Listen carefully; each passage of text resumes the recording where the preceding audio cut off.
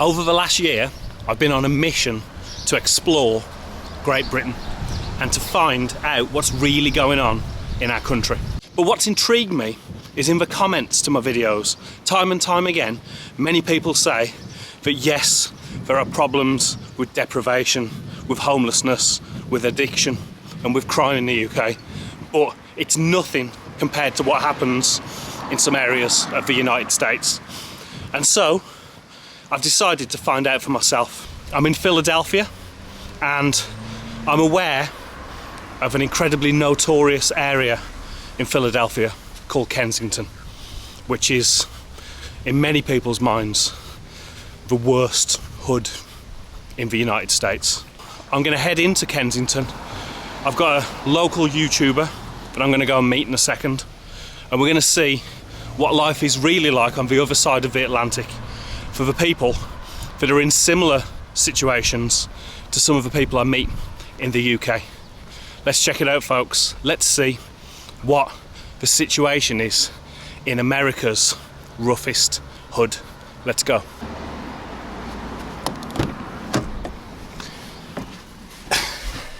I'll level with you, folks. This is going to be different gravy compared to the videos I've made in the UK.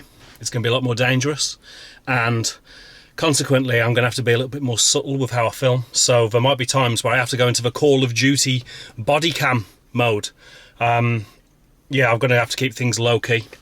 It's going to be shocking as well, folks. I think from what I've been told by the guy that I'm meeting, that we're going to see some pretty upsetting things. So folks, this is not going to be a video for the faint-hearted, but I'm determined to see what things are really like this side of the pond in similar situations that I've made videos in back home. So let's check out Kensington.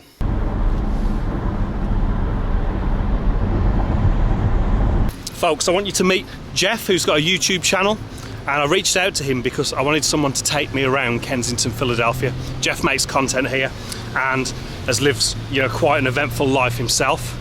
Introduce yourself, Jeff. I'm Jeff, I'm 43. I've been in Philly since I was, 15. Been clean from heroin for about 8 years now. And I've been just trying to show what's going on in Kensington with my YouTube channel. It's pretty crazy what's happening there. Yeah, Jeff makes some really humane, sensitive content, unlike some other creators that come to Kensington.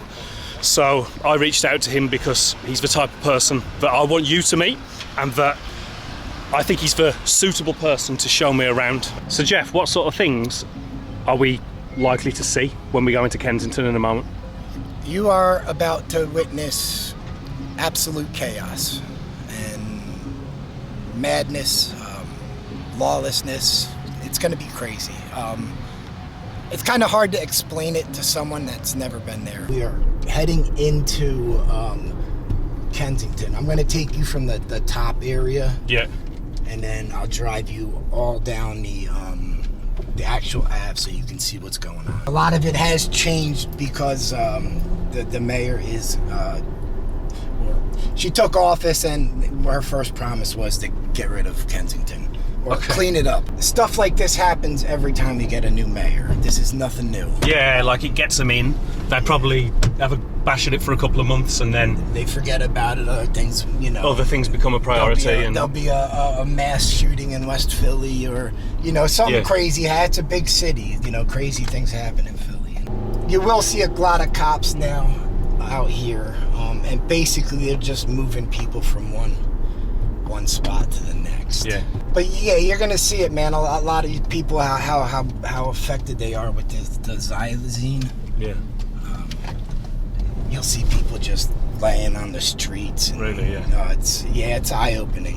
I think it's a really cruel term, but people use the term, zombies. Well, so the zombie-like state is more from the trank. Yeah. The fentanyl is just super really strong heroin, and you do nod out hard from it apparently, but when they're talking about this, zombie people, that's normally the trank, the xylazine effect. What happens is it knocks people, it gets them super high, but it doesn't mess up their equilibrium.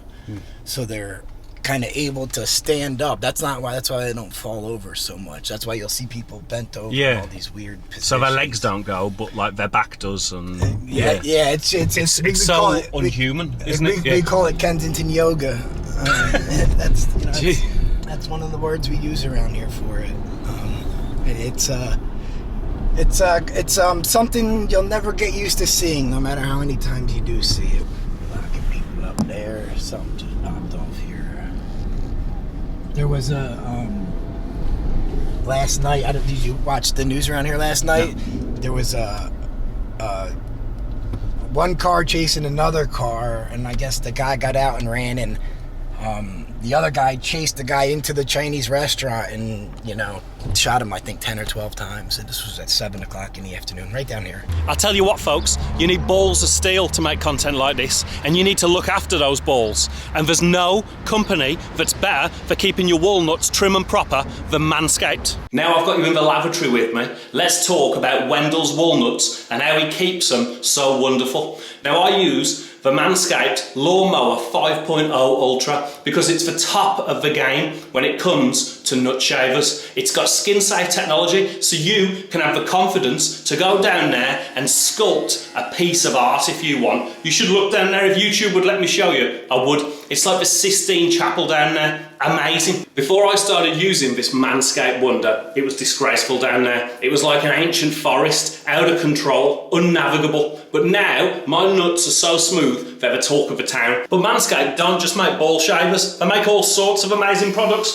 Things like this beard hedger, which I use to keep my beard nice and faded.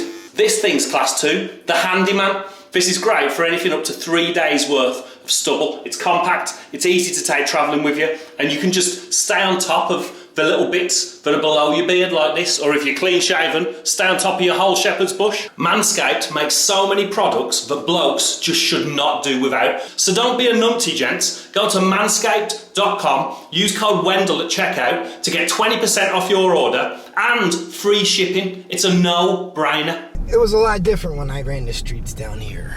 I don't want to sound like an old person. I know back in my day, but it was. Yeah, we all get to that point where we start saying that. It was just regular heroin, regular crack and cocaine, and there was a lot of problems. But you didn't see all this death and. Just wait till you meet some of the people with the sores. I showed you a couple of the pictures of what the drug is doing to these people's bodies. Yeah, Jeff sent me some pictures of some of his friends who've got the sores on their legs and arms, and I've only seen body wounds like that from war. It's shocking. I don't know if like you said, I don't know if your followers would be ready to see that type of stuff. So you might wanna. Yeah, your channel covers this quite a bit. I'll put a link in the description below for Jeff's channel. It's Jeff's Eye on Life. Yes. Yeah, I came across it because I was looking for somebody that's got a bit more of a humane way of dealing with making content here in Kensington, and Jeff definitely does. So do check it out. Yeah. I appreciate that. It's challenging trying to do this in a morally, I guess, in a moral way, is what I'm trying to say. I was prepared for what I was going to see, but already my heart has sunk. Yeah, it's just a brutal sight. You see him linked over there. I've never seen that in broad daylight. Yeah. So welcome openly. to Philly. Yeah, right.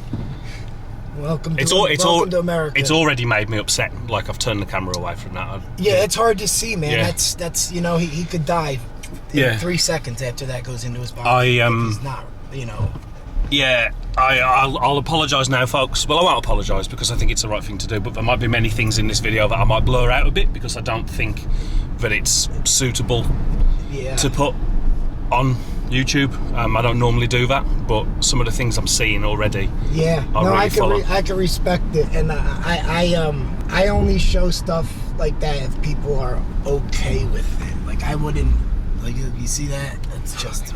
It's so hard to see, man. It's hard. And then, fucking hell. Here's another. This used to be all tents here.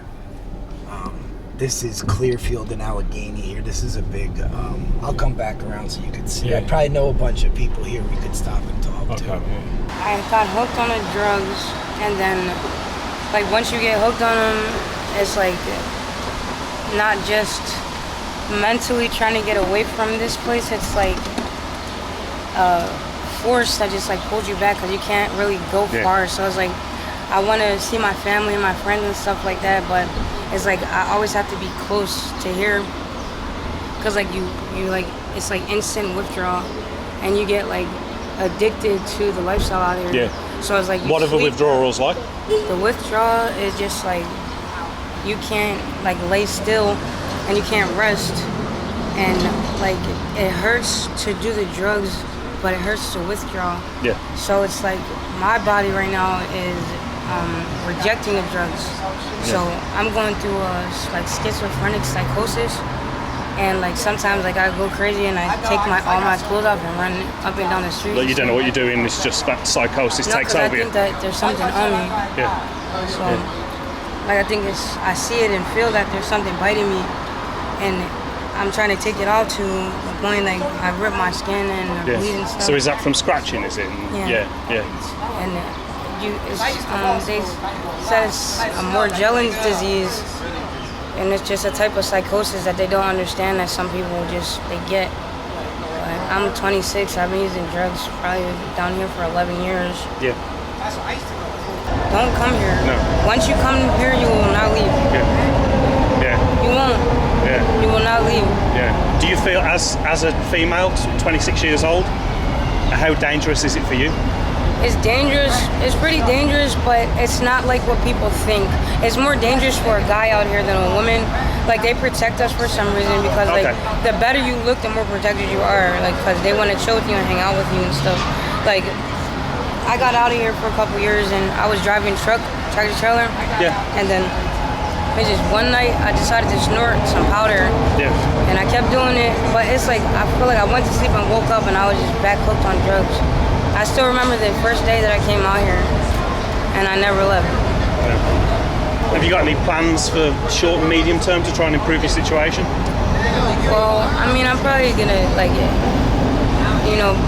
if I don't stop, I'm probably gonna die.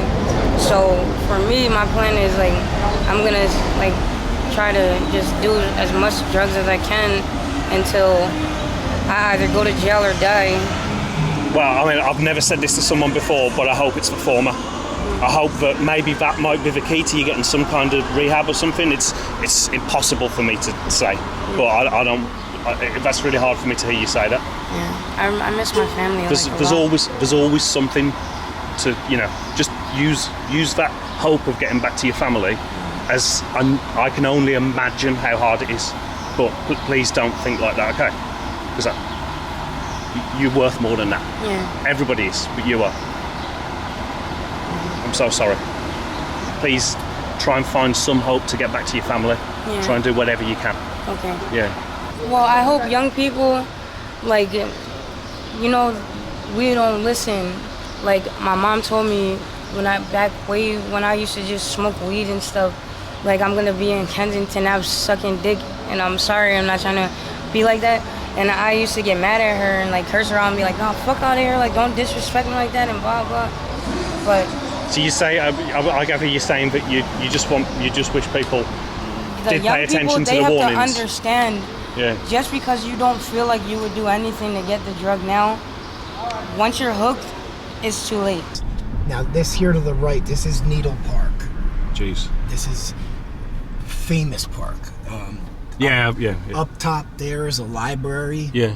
That librarian became like internet famous for how many people she had to Narcan when fentanyl first came out. I saw that on one of your videos. You said that she had to like basically become trained or train herself. Yeah. To be able to respond to ODs. She's just a normal, working at a librarian, and then she's basically saved more lives. Has to become a first responder to. Yeah.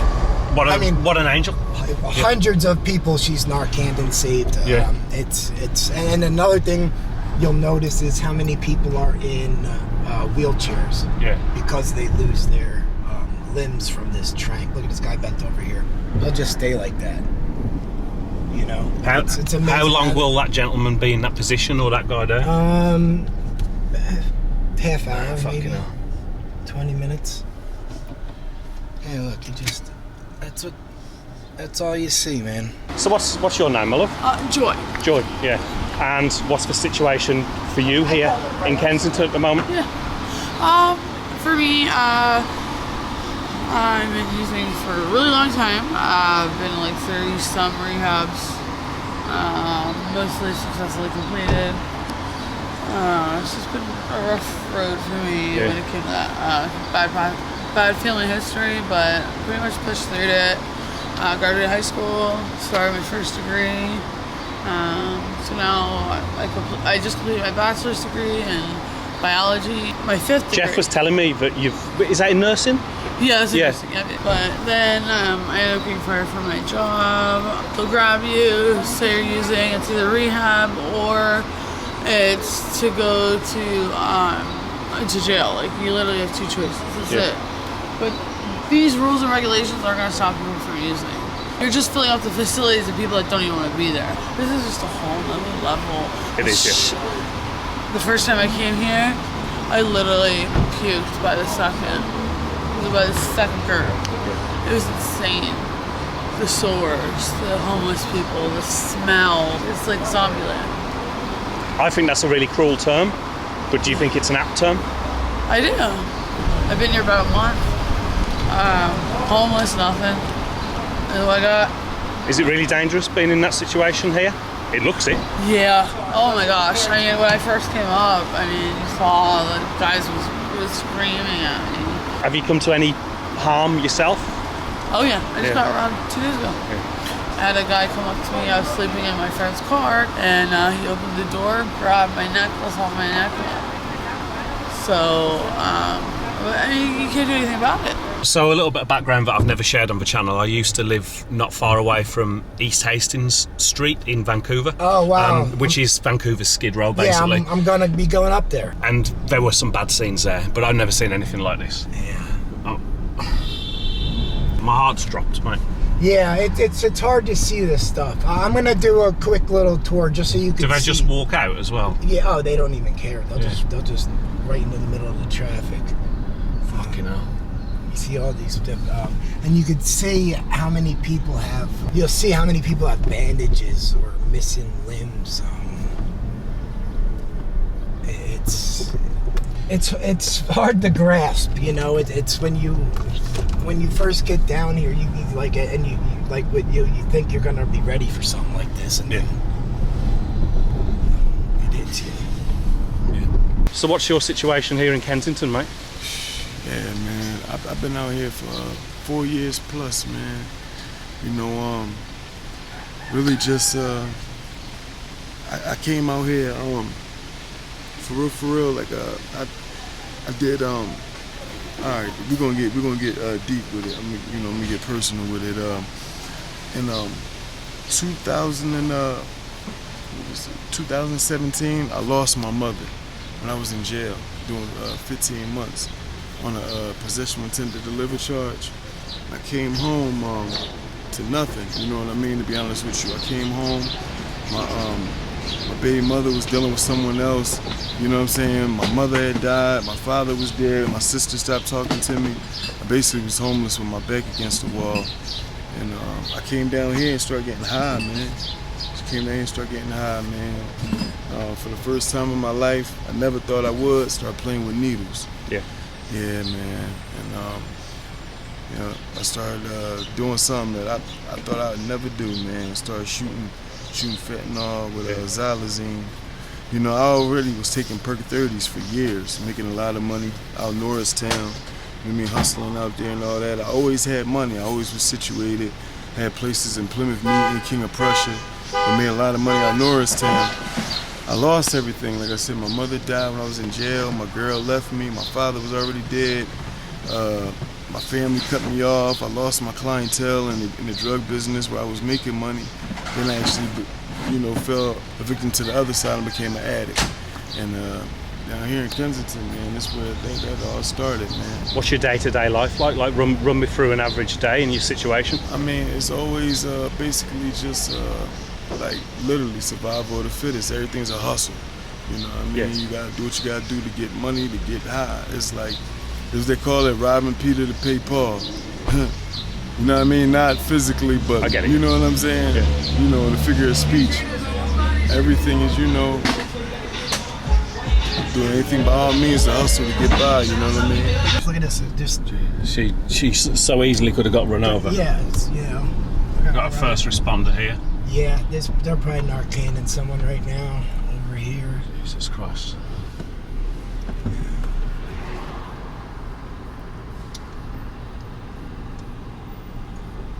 And see people like him, he is, you know, a lot of people down here are dealing with mental health issues. Yeah.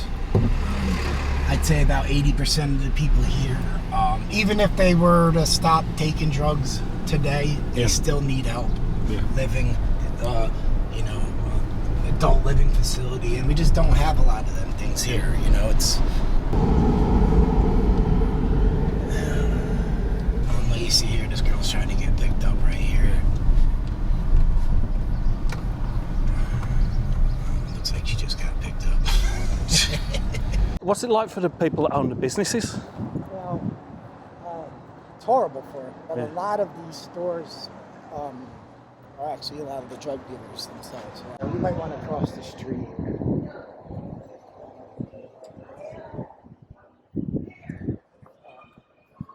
Those are the dealers up there. Yeah. So you've got the dealers right there opposite the coppers. Is that why the coppers are sitting there, yeah? Yeah, they won't do shit. Yeah.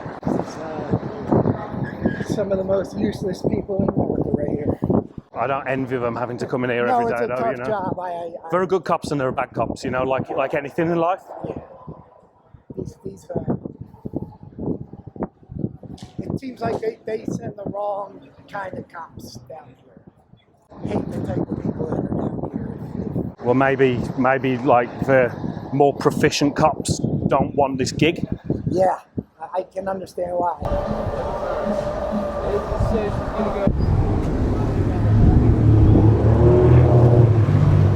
This used to be a huge encampment. Yeah. From like here all the way down. I mean, tents everywhere. This got really national news when fentanyl hit, the amount of people that were dying here in this park. It was just a big shooting in this. A shooting? Yeah. In here? 2 people died. When? Shot. About a month ago, maybe. Jesus. Broad daylight, too. Yeah, like this time of day. Yeah, about 3 o'clock in the afternoon. A lot of those shootings are gang-related, drug-related. Yeah.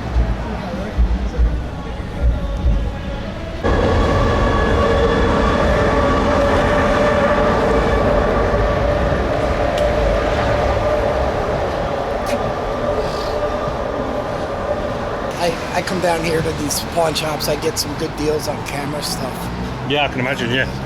Or sometimes. Which has probably been stolen and pawned in. Yeah. 100%, yeah. A big part of the market down here is stolen goods. Yeah, pawning them in for drug money. Yeah, all these corner stores. People go to the suburbs and they'll steal all the infant formula. Yeah. And they come in, they'll sell them to these stores.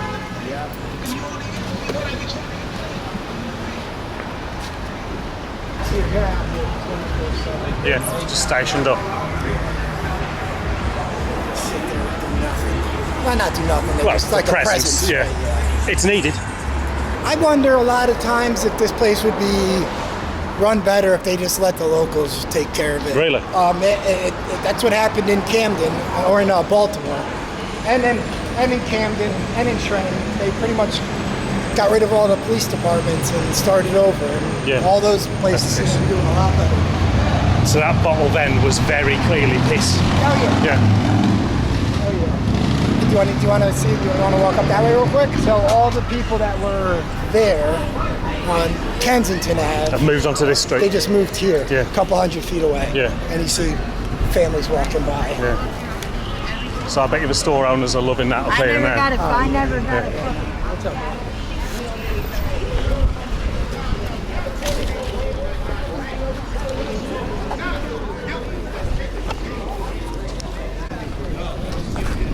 is it.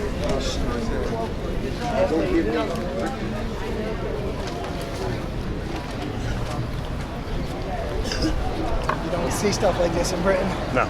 Not even close? Not in that volume of people, no. Yeah. It's shocking. All right, we'll cross over and then walk back down to the park.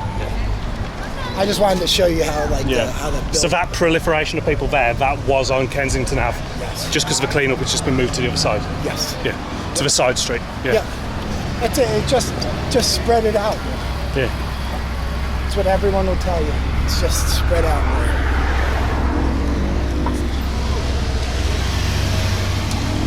This is a big block for dealing. Yeah, I can see you. I stay away from there when I'm Filming it. Quite clearly, there's dealers everywhere. Oh, it's yeah. very obvious. Yeah. And to me, that's what feels the most dangerous thing about what we're doing at the moment. Yeah. Yeah. Because the dealers, they don't want to be filmed. Yeah. Of course. They don't want to be filmed. Yeah. But like you said, you gotta. It's a 360-degree environment for sure. Yeah. And yeah, it's pretty. Folks, this is without doubt the sketchiest place I've ever made content. Yeah, and I come down here a lot. I'll walk down the street at night with my Osmo Pocket 3, and it can it gets a little sketchy. Yeah. It is a sketchy place. You just never know with Philadelphia. You really don't. And I'm not trying to talk bad on Philadelphia. It's just it's a lot of mentally ill people in a small area. So interestingly, you keep saying you never know in Philadelphia. You don't keep saying you never know in Kensington. So is this a citywide issue? Things can pop off in Philadelphia at any moment. I think a lot of the media overblows the stuff that happens in other parts of Philly, but yeah, I mean there's 500 something murders here every year. Yeah. High rates. Everybody's got guns. Yeah. I guarantee you she's got one in her pocket. Yeah. So you think most of the people we're speaking to have got a weapon in their pocket? Not guns, but yeah, the most something to defend themselves. Yeah. Absolutely, yeah. I can walk in the streets already for 10-20 minutes. I can understand why. I've been all over this country. Mm-hmm. I've never felt an edge like I have here. Yeah. I've happened upon Skid Row in LA. I've been to different parts of New York. Sometimes I've got caught the wrong side of the tracks by mistake. I've never felt such negative and just edgy energy. Yeah. It's full on, mate. It's full on. Well, it's just despair and death, and there's just nothing good around here right now. It's just people just wanting to die pretty much.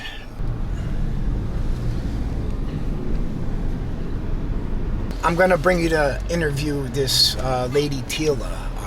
She's another one that was missing from her family for 2-3 years maybe, and her mom located her through my first interview with her, and her mom reached out to me, and I was able to reconnect them. And Tila's, we got her into a shelter. Well, she got herself into a shelter. She's on the housing list now. She's still getting high and everything down here, but she has a relationship back with her mom now, and that's one of the coolest things that happens with my channel. That's what makes me, I guess, happiest about the channel, or the sense of fulfillment. It's, you don't get too many positive things down here. So even though she's still getting high, her mom knows where she is. She has a safe bed to sleep in. She's not on the streets sleeping anymore. So it's baby steps.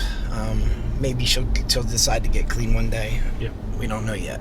It's remain to be seen. But at least her mom knows where she's at, and they're able to talk again. Yeah. Which is awesome. So Tila, you're somebody that Jeff's introduced me to. Mm-hmm. You're you're in the area here in Kensington. Tell me a little bit about your situation, and then your relationship with Jeff and how he's helped you.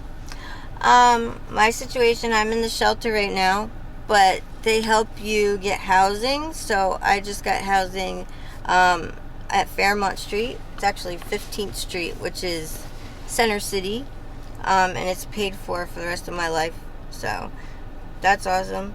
But also, I'm recently on subs, so I'm microdosing. I don't know if they have that over there or not. But it's basically, you take a little piece of sub when you start to get sick, not like full-blown sick, but you take a little piece, like a quarter, and then you take another quarter if you're okay after like an hour or two, and that's how you do it until you feel fine. So that's what I'm doing right now, taking 3 subs a day. So I microdosed up to that. But my situation, I have a lot of health issues. So I have kidney problems from the drugs over here. They have xylazine in them, which is tranq, and it's very bad, and you're not supposed to inject it. So it finds its way out of you in any way that it can, and it messed up my kidneys. I also have hepatitis, but I have the antibody for it, and I got that from using, but I gave it to myself.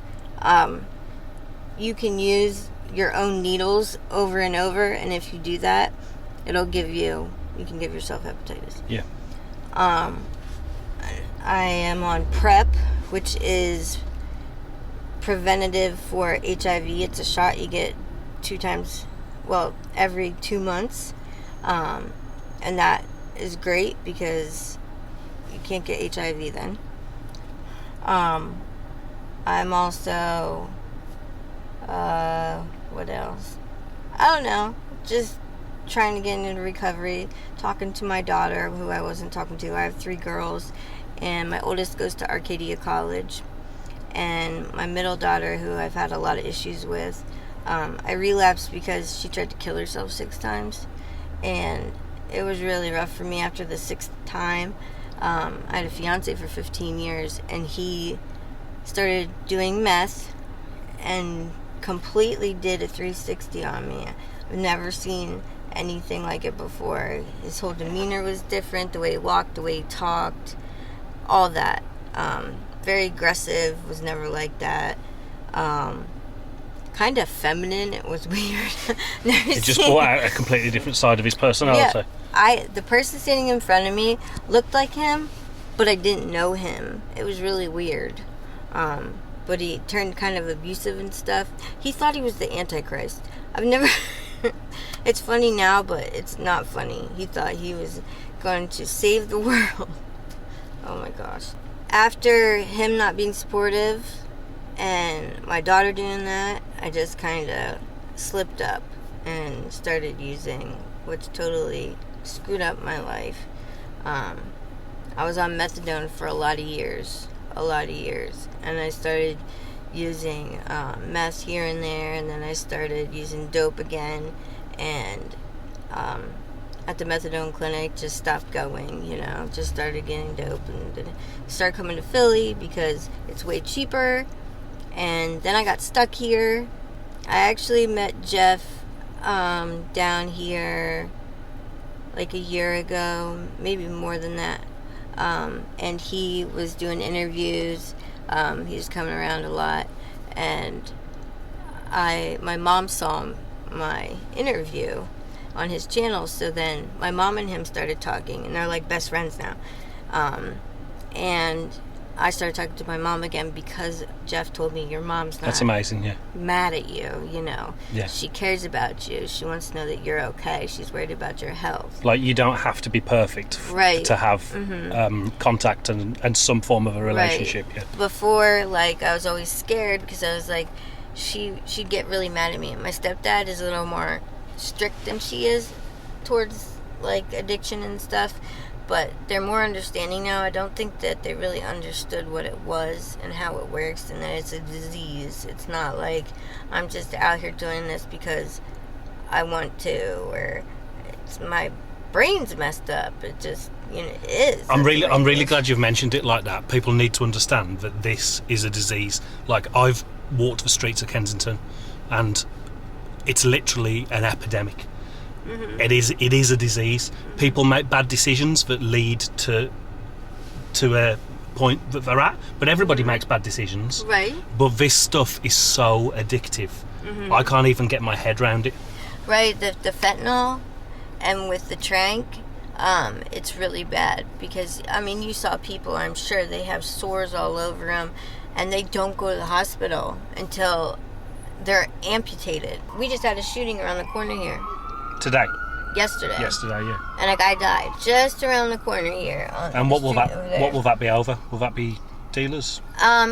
That is a block, and they were dealing, but they actually didn't shoot at the dealers. They shot at some Puerto Rican older man, and I guess he robbed a block or did something, and they shot him. They grazed people from the shelter. They grazed my friend Sam twice. This one Puerto Rican girl, they grazed her. Thank God, luckily, they aimed at him, and they did not, hit them dead on or anything. Thank God for that.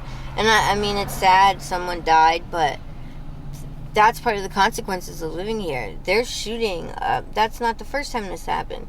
They shot up this block, and it's not even, they don't even sell drugs on it. They shot at the security guards at the shelter. When I first came up here, I was working at a block, and they shot up our block.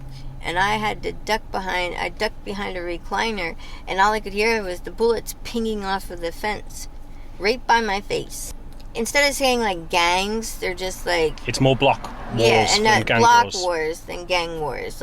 Say this one's making more money, and they don't want them to be working on the block anymore. They want it out. Jeez, yeah. So that they can make money. It's crazy. It's crazy. I mean, when you go up here over this bridge, and you take a left, and you go down A Street and stuff, you'll see there's dealers standing here, then there's dealers in the middle of the block, then there's dealers on the corner, then there's 7 different dealers up there. I see them, yeah. And it's crazy because they all talk to each other. It's more of a community type thing. It's weird. The black dealers have their own, they're owned by black men. The blocks are owned by black men. I'm saying the Puerto Rican people, they have more of a community family type orientation. So they don't shoot at each other and fight like that. You'll usually see white people doing it or black people doing it.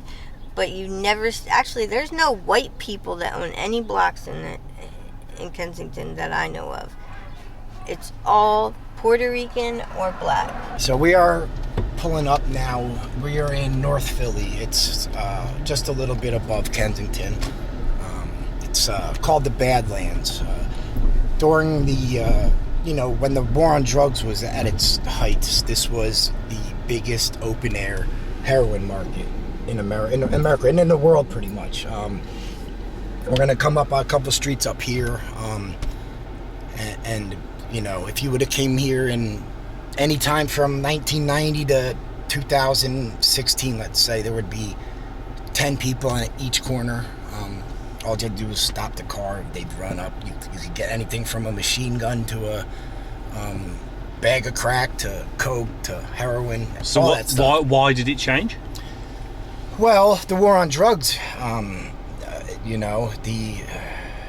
Our country's got this obsession that they think that they can eradicate drugs or something. Or they just, are happy making money off it. Here is what it seems like.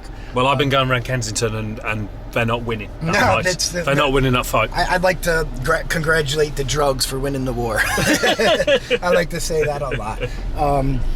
But it's just the truth. So, they did everything they could.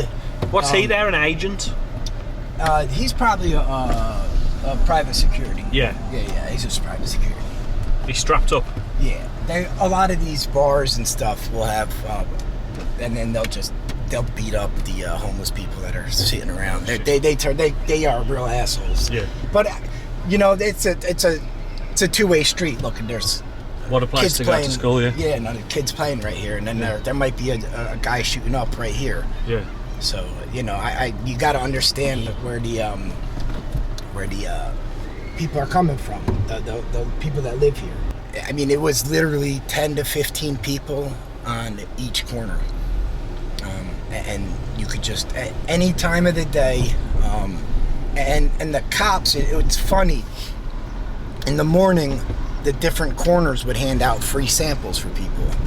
What, to get the taste? The taste, so everyone knew which block had the best stuff out there. And the cops would just go get coffee and let all us junkies come get our free samples and scurry off, and then, that was like a daily thing every morning. You had to get here early to get your free samples. But a lot of those, they made them way too strong, and a lot of people died from the samples. Yeah. It's crazy. When I was down here, when we would hear someone ODing, we'd try and figure out where he got that bag from, and we'd go right there to get the... Really? Yeah, oh yeah. Because that's the good stuff. Absolutely. Yeah.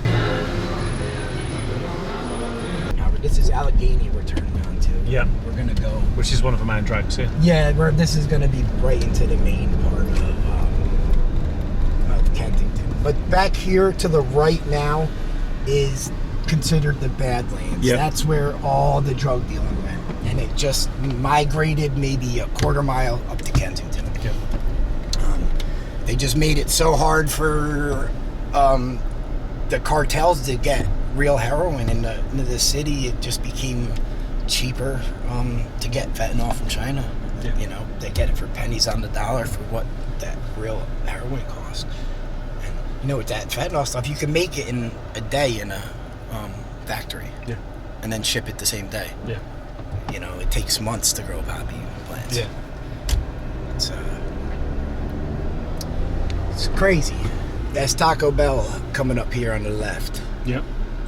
I have overdosed, and I'm not saying this to be cool or anything like that. It's just before you had to hide getting high, it never was like this open air getting high. So I would in the Badlands over here, you'd get your stuff, and I'd come to this Taco Bell here, and I've overdosed 3 or 4 times in that bathroom. They've had to call the cops and ambulances to come Narcan me, and that was... It's weird now. 8 years I haven't touched an opiate. I walk into a Taco Bell and the smell of the bathroom brings me back. I smell the Taco Bell bathroom, and I go back to that moment in this Taco Bell bathroom. Yeah. No matter what Taco Bell I am in the world, because they use the same cleaners still. Yeah. So it's just that smell, man. It brings me... I get like goosebumps. Burritos and bleach. What's that? Burritos and bleach. Yeah, it's just this weird... Whatever they use to like mop their floors, I got used to it. It just burned in my head, and now I just associate it with my overdosing. This is what the mayor does here. They just run these sweepers all day long, back and forth. That's their version of cleaning up right now. Like, they can come to this RV right here, get wound care, Suboxone or methadone. They can get into a treatment. They just got to go here. The help's here for people. They just... They've got to want it. They just got to want it. This was built or started by John Bon Jovi. Amazing. Rock star guy. He's got local ties to the area. Yeah. And he helped start a shelter here. So this is a shelter to house people that are suffering around Kensington with addiction, and to give them loads of different methods of support? Yes, exactly. Yeah. They have a lot of different... programs. They can get them help if they want. They're ready for sobriety, stuff like that. It's a little slice of normality in a sea of madness around here, Is that an meeting? Here's your girlfriend's here. Like a gym set up over there. Okay, yeah. They got a gym and everything in here. I showed him the gym. He looks different to what I remember him, living on a prayer. Yeah. So your name's Angel, yeah? Angel, yes. Yeah, nice to meet you. Yeah. So you're housed in the shelter here? Well, this isn't the shelter. This is this apartment. The other side is the shelter. Yeah. Downstairs. Yeah, I've been here for a year and a half. Yeah. And how is it? Has it improved your life? Or are there trade backs and things like that? Things that you've had to sacrifice? It's a little hard being in Kensington and trying to be sober. Yeah, I can imagine, Yeah, it is. I'm not working right now, so yeah, it is. It is a little hard, but it has improved my life. It is. We have a lot of help here. We get a lot of help. They give us a lot of resources. Like, I would recommend anybody to try to get into one of these programs. Yeah. And what's the process to get in here? What do you have to... You have to go through the shelter for a recovery house. Yeah. You have to go through the whole thing, the rehab, everything like that. Yeah. Yep. And do you have to, in some ways, like, prove your commitment to a pursuit of sobriety? Yeah? This is like a sober house. They give you like a lot of chances, like a lot of chances actually, and they'll guide you in the right stuff. So if you mess up, like, is there like a strike system or? Yeah. Everybody's different. Like, it depends if they get in like trouble or something like that, or what, anything they've done in the building, or like if you're quiet and you do what you're supposed to do and you have a problem, they're gonna like help you. They're gonna like walk you through it and try to get you help here. Like, make sure you do meetings. They do everything here. So can you stay here indefinitely? This is permanent housing. Brilliant. Mm-hmm. Yeah. The rent's pretty good. Like, and they work with you. It's usually like 30% or whatever the person's income is. Okay. Yeah, and they make it like permanent. And are you working at the moment? No, I'm actually out of work. I just took a leave of absence like a month and a half, 2 months ago. Okay, yeah. And what was your job? I did security. Security, yeah, yeah. So what's the time frame on you getting back in work? Are you still figuring that out? Yeah, actually, I had a little breakdown and I'm trying to work myself through it. Yeah, gain the confidence to get back in there I'm trying to get the deal with all that stress. Yeah. So does the stress that people in general in their day-to-day lives can cope with when they've got like problems like you've got, does it just trigger relapses? Not always, but some are stronger than others. Me, there's a lot of different factors that got me into it, that led me into that direction. But they are giving everybody a chance and they're giving them help. And they do everything. Like I said, anything we need. Like, as far as that, they even help with doctor's appointments and stuff like that. They really are really good here. I mean, you're in here, and it seems like you've turned a corner because you're not on the streets, and there's some kind of stability in your life. Yeah, there is. It's mine, and I'm comfortable. But obviously, you've got a lot of friends that are literally on the streets. Yeah, I do. A lot of good and bad. You know what I mean? I can only imagine that you've lost a lot of people that are close to you as well. Yeah, this must happen very regularly. Just a couple of days ago, people were shooting outside our house. In terms of shootings that we just spoke about, can they just pop off like that? Yeah. There's no prior warning, really? No. You can just be in the wrong place at the wrong time? Yeah, it happens a lot. Have you had any close calls? More than enough. More than enough, that was, the other day was a really big close call. Yeah. I don't think I've ever run that fast in my life. Was that after we'd spoken? Mm-hmm. Yeah. Right after, probably 20, 25 minutes, right where you guys were standing. Yeah. Right around there. That's where it started. How many shots? They said it was 80. 80 shots, right where we were talking to people the other day. Yeah. And what was your proximity? You were pretty close to it all? I was hard ass. Yeah. 2 of my friends got grazed. 2 of the girls got grazed, and that guy had a bunch of shots on him. I'm not sure how many times. And you saw everything? I saw everything. I'm the one that noticed that he was over there by himself. And, I thought he was Udan because he was like this. But he was shot. At one time, I looked under, he had blood just coming out. He passed away when he left. The ambulance, they said he passed away. But nobody knew. That just shows how fragile a relatively calm moment can turn in Kensington. I felt that it was edgy there, and it was the longer you spend in a place doing what I do, I could feel that we were getting a bit hot. Yeah. And I was like to Jeff, I think it might be time we move on. But that shows that my instinct there was good. I get that same little feeling. Just something felt not right. Yep, I get that feeling. And I would have no idea what was going on, Right after that, right after you guys left. I got no idea of the politics of this place on the streets whatsoever. But, it's still shocking to hear that happened. It's scary. It's a lot of drug use, violence. They're trying to change things, and it is, they're doing a little bit. It is a little bit better out here, it is. I see they're getting a lot of people off the streets. And there's a lot more help. There's a lot of people out there giving, anything you need, really. Anything we need out here, they really do support and they help with. It's not, if they want to stay sober, there's always resources. Or they want to get sober, there's always resources. Yeah. Always.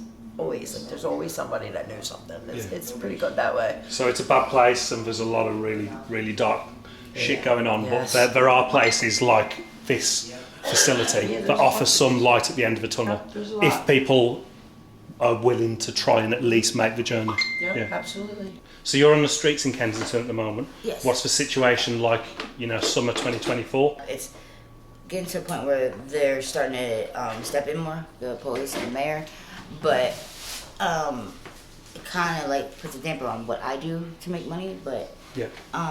So that makes it difficult for the, you know, addicts and the dealers. How dangerous is it for you in your situation, or do you have some protection on the streets? Oh yeah, I have a taser.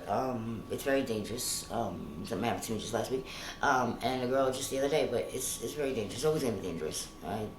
You know, how could I say that? Gamble my life every day. I step out the door.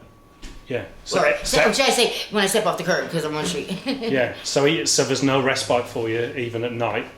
You literally, you don't even go back to anywhere safe unless you can maybe, you know, like a friend will give you a sofa or something like that. Sometimes, yeah, I try to see if I do. There's this one spot if I'm on the street and I go to because it's at the dock of a warehouse in the middle of, you know, on Somerset, but there's bright lights and there's two other people, older ladies that stay there, so I kind of stay there if I need to. How do you deal with that anxiety of just a constant, like, minute to minute lack of, like, certainties of security? Unfortunately, I get high. I can totally understand why people do, like how anybody could live in that constant state of paranoia and anxiety without having something to take the edge off. I totally understand. And you know, people they look at us all like sometimes it's not a choice. Like, 99% of the people that here have the you know, to call the parents or their aunts or uncles. So there's somebody go, we have da. Unfortunately, I got left here at Motel 6, which forced me into being pimped. I got that situation and then I bought on the street at Kensington, but I didn't ask for this. My mom's dead since I was 15. I don't know my father, so I don't know that family. My mom's dead. She's the only child. I'm the only child. I have no one to call. So unfortunately, getting brought here, the only thing I knew and forced into was that, and how I gotta survive is doing what I do. And yeah, it sucks, so I get high. Yeah. People say to numb it. No, I get it so I can feel it because I have to shut off all feelings and everything. Are you saying that in some ways the getting high on a daily basis, or even sometimes more often an hourly basis, helps you survive in this crazy world in Kensington? Yes. And without it, you would struggle to have like the courage and focus to do what you got to do. Yes. So I really want to thank Jeff for taking me around Kensington today. I thought that I was prepared for the sights and just the hellscape that is Kensington, but I wasn't prepared. It's deeply affected me, and I don't think I would have been able to make this video. In fact, I'm certain I wouldn't have been able to make it without Jeff's help. So thank you so much, mate. You're an inspiration in how you've turned your life around. Thanks, you are a friend to the people on the streets there. Yeah, I try to be, man. It's you saw what was going on down there. They can use all the friends they can get down there, and I try and keep mine a judgment-free zone and just be a listening ear to them if they need something or just want to talk or whatever. just be a human. Yeah. Folks, please check out Jeff's channel. It's called Jeff's High on Life, and he does some really humane and just real raw roots, you know, feet on the ground content in Kensington there. It's definitely one of the best ways to really see what's going on. So yeah, mate. Yeah. And I will be going across America. I'm going to start expanding to different cities and showing what's going on because it's this Trent, the xylosine crisis. It's everywhere now, and it's tearing people's lives apart. Yeah. So I appreciate you reaching out to doing this with me. This was a cool experience. Really Sweet, mate. It's been eye-opening. It's been a pleasure to meet Jeff. Folks, Kensington, Philadelphia, by far the most shocking place I've ever been. Until next time. That's when you know it's summertime in Philly. It's above 60 degrees. The Dominicans are blasting their music. That's why I love Philly so much. Stuff like that.